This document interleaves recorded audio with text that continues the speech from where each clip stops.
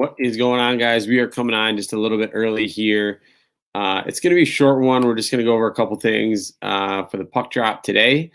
As we get into some of the bigger news, the biggest news that most of you, maybe if you're playing NHL DFS, probably want to know that Austin Matthews is playing tonight. So at least the last I saw. So I think make sure that you have him in your lineup.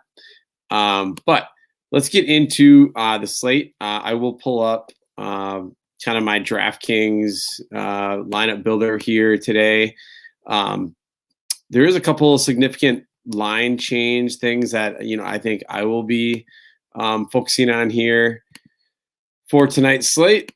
But let's get into we're going to just hop into DK right away. So at center position, I think to no one's surprise, the Matthews, McDavid, McKinnon question is going to be one that people are going to have to sort through. I think most people will play at least one. Some people might play two. I don't think many people in cash will play none. So I think I'm going to first start with McKinnon because of the matchup. I think he has the best matchup against a struggling San Jose team. That even in a game where they only scored 2 goals and he only had 1 assist, he still had 6 shots on goal. So they're definitely giving up a lot of shot volume. So I really like Nathan McKinnon probably as my number 1 in that section. And then I think just based on price being $600 cheaper, and I think I like the floor better for Austin Matthews. That would be like my second spot to go is Austin Matthews. And after that at center, I don't think it's like even worth really considering paying up for, unless you're like in GPP stacking Boston 1, so you want Bergeron or you want Draisaitl as a one-off. Tavares is back on the second line with Nylander. Backstrom, is kind of a pass for me at this point. A lot of this mid-range, unless you get down to like Kadri here at 5,300, who actually put on the cover today. Kadri at 5,300 is going to give you power play 1 exposure and does have shot on goal upside. So I think he's definitely a viable pivot from one of the 2 studs, or maybe you're playing 2 of the studs and then Kadri would be like a utility player in that lineup, which I think you can definitely do. Going down a little bit cheaper, Getzlaf has been really good value lately. Cody Glass has been exceptional value, especially getting some better line mates recently. Other than that, Victor Rask is still too cheap. Other than that, you could pay for the Lundstrom hat trick he had last game. I think my other favorite value here is Gambrel. Where is he at? 2,500. I can just type him in. Oops, maybe I can't type.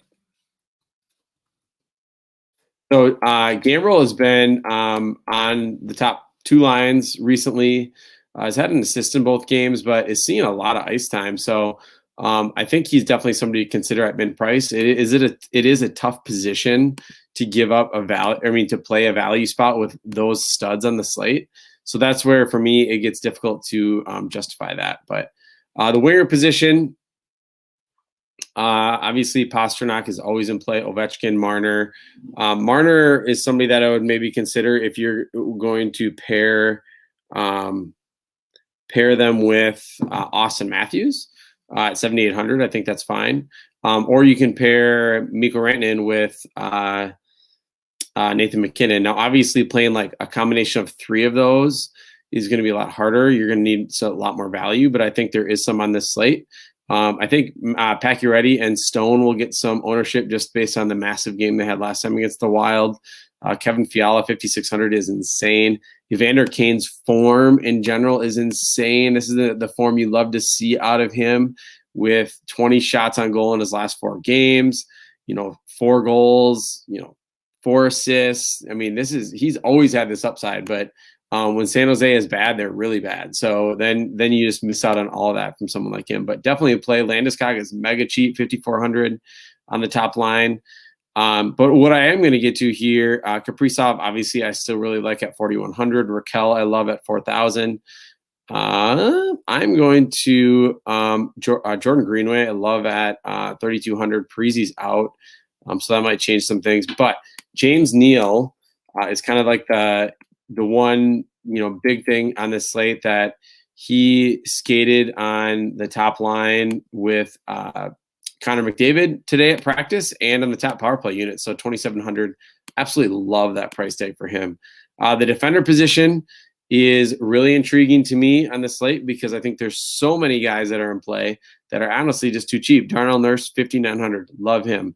Pietrangelo, Theodore. Neither of them should ever be below 6K, and they both are. Charlie McAvoy. I mean, I've played him a ton this year. Just getting, a bigger role in this offense. I just really like McAvoy at 5,600. Then you get down a little bit further and you get into the 4K range, which I also think is loaded. Matt Dumba, 4,200. Love that play. Samuel Girard at 4,100 had a goal last game. I do think that he doesn't do a lot of other peripherals, but Cale Makar is out. He's still going to get 24, 25 minutes of ice time and top power play run with McKinnon. I love him at 4,100 still. Erik Karlsson, 4K. He's got 9 shots on goal in his 2 games, returning from his injury. Had a goal in the last game. I think you're going to see this time on ice continue to tick up. And we just know he's just way too talented for 4K. So I really like him at 4,000. Moving down here a little bit further, we have Euro at Vakaninian, something like that.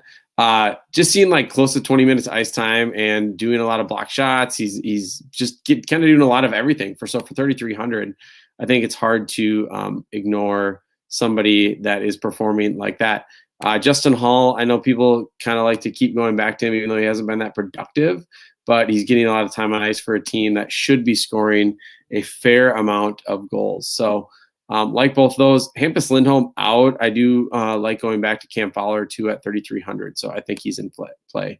I did forget to mention at the winger position, also another really good value is Trevor Zegras at, I think he's 2,800. I think he had 5 shots on goal last game. Almost had a sick goal where he put the puck on a stick and wrapped it around. Balsers is also been really valuable on that top line. Top line or second line, I don't remember, one of the 2 top lines. So I like him. There's a lot of value at the winger position per usual. Greenway, Smith, Balsers, Zegras, James Neal now. I mean, you can't really go wrong. So, yeah, that's kind of where I'm at. The goalie position per usual, I don't really love. Grubauer is hard to get behind. That San Jose doesn't put a lot of shots on net, and he's on the road. Tuukka Rask, seems really expensive to pay against Washington. Let's see, Bennington. I just don't like paying up for road goalies, honestly. It's really hard for me to get behind. Talbot is pretty cheap, but we know that they can score in bunches. So yeah, you know what? I'm just not really sold anywhere yet on goalie. I actually wouldn't mind taking a flyer on whoever starts for LA at home.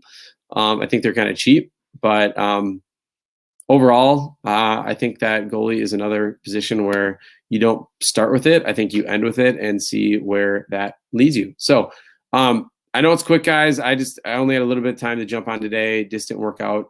But for our FSI core members, premium subscribers, check us out. Check me out in the chat.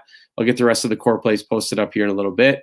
And then we will crush another slate tonight. So thanks, everybody. And I will see you later.